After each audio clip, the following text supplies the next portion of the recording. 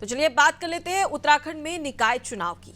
तो बड़ी खबर देहरादून से सामने आ रही है, जहां उत्तराखंड में इस समय में निकाय चुनाव होंगे। आपको बता दें कि प्रशासकों का कार्यकाल नहीं बढ़ाया जाएगा। 6 माह में निकाय चुनाव की प्रक्रिया पूरी होगी।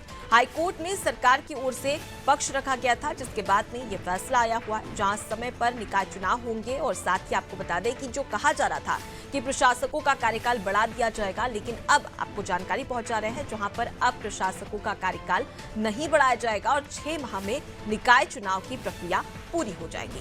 इसी खबर पर ज्यादा जानकारी के साथ में सीधे रुक कर लेते हैं। सोनू लगातार हमारे साथ जुड़े हुए हैं। सोनू, लगातार निकाय चुनाव को लेकर सत्ता पक्ष पर विपक्ष निशाना साधते हुए नजर आ रहा था, क्योंकि ये कहा जा रहा था कि निकाय चुनाव समय पर नहीं हो रहा है। इससे कहीं ना कहीं सत्ता पक्ष पर सवाल उठते हैं और विपक्ष जमकर निशाना भी साध रहा था। लेकिन अब हाईकोर्ट के आदेश के बाद में ये समझा जा सकता है कि निकाय चुनाव समय पर होंगे।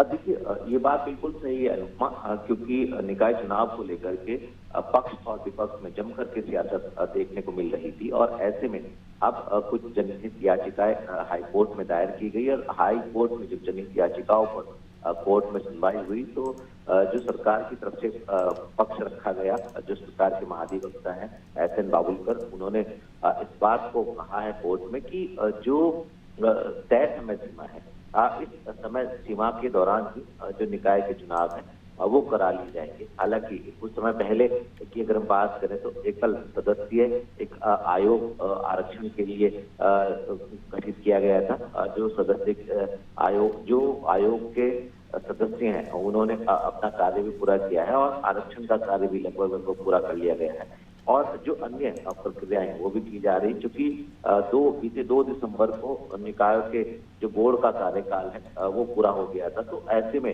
सरकार ने, शहरी विकास मंत्रालय ने जो है वो प्रशासकों को जिम्मेदारी सौंप दी और जो रूटीन के कार्य हैं वो बतौर प्रशासक जो जिले के जिलाधिकारी हैं वो अपनी जिम्मेदारी का इस पद पर निर्वहन कर रहे हैं। तो ऐसे में जहां एक और सियासत हो रही थी, वहीं अब ये तस्वीर पूरी तरह से साफ हो गई। जो अटकलें और कयासबाजी लगाए जा रहे थे कि निकाय के चुनाव जो है उसकी समय सीमा में और बदलाव हो सकता है या प्रशासकों के कार्यकाल बढ़ाने का भी एक संवैधानिक प्रक्रिया है, तो क्या संविधान में कोई बदलाव किया जाएगा। बस सिर्फ इतनी सी जो जानकारी है वो ये है कि जो केंद्रीय निर्वाचन आयोग, भारत निर्वाचन आयोग से, क्योंकि एक आचार संहिता इस वक्त लोकसभा चुनाव की प्रभावी है, तो दूसरे के लिए किस तरह से निर्वाचन आयोग से निकाय का जो प्रबंधन तंत्र है वो अनुमति प्राप्त करेगा। और जैसे ही अनुमति प्राप्त हो जाएगी तो उसके बाद फिर निकाय के चुनाव हो सकेंगे और जो प्रशासक है अब उनका कार्यकाल नहीं बढ़ाया जाएगा। तो जिस तरह से कोर्ट में बात कही गई है, उम्मीद की जा रही है कि इसी के अनुरूप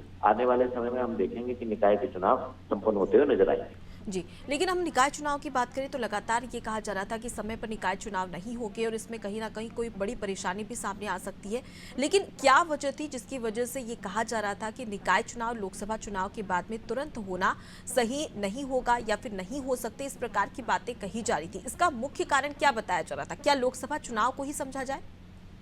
देखिए, लोकसभा के जो चुनाव है इसकी जो आदर्श आचार संहिता है ये एक पहलू हो सकता है। और इसके अलावा जो निकाय के स्तर पर जो वार्ड है, जितने भी वार्ड हैं, वार्डों का जो परिसीमन है वो कुछ क्षेत्रों को और जोड़ा गया था और जो कैंटोनमेंट एरिया है उसको भी नगर निगम के जो क्षेत्र है उस क्षेत्र में शामिल करने की कवायद की जा रही थी। इसके अलावा जो ओबीसी का आरक्षण है उस आरक्षण के लिए जो आयोग गठित किया गया था उसका भी कार्य पूरा नहीं हुआ था। तो एक नहीं बल्कि कई तर्क है। एक पहलू ये जरूर है, इसके अलावा जो प्रशासकों को बिठाया गया था तो ये बात आ रही थी सामने की क्या प्रशासक जो है 6 माह तक के लिए बिठाए गए, क्योंकि दोबारा से 6 माह का संवैधानिक एक बाध्यता होती है और अगर 6 माह के कार्यकाल को बढ़ाया जाएगा तो संविधान के लिहाज से इसमें कोई तब्दीली की जा सकती है। अब ऐसे में संविधान में तब्दीली करने की बजाय जो है केंद्रीय निर्वाचन आयोग से अनुमति मिलने के बाद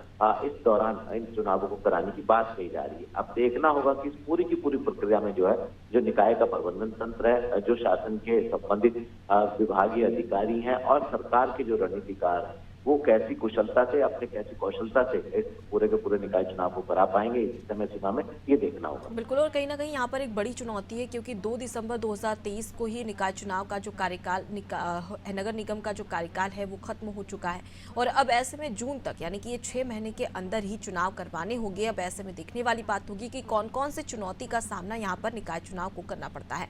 लौटूंगे आपके पास में, आगे भी आपसे खबर पर अपडेट लेंगे। तो देखिए, अगर हम बात करें निर्वाचन आयोग की तो कहीं ना कहीं यहाँ पर एक बड़ी चुनौती है और उसके साथ ही सरकार की ओर से, हालांकि जब ये सवाल उठाए जा रहे थे कि 6 महीने के अंदर चुनाव होना असंभव है, इसको लेकर सरकार की ओर से आश्वासन भी दिया गया था, लेकिन चुनौतियां कई सारी। अब ऐसे में देखना दिलचस्प होगा कि क्या 6 महीने के अंदर ही निकाय चुनाव उत्तराखंड में हो पाते हैं या नहीं और किस प्रकार से निकाय चुनाव करवाए जाते हैं।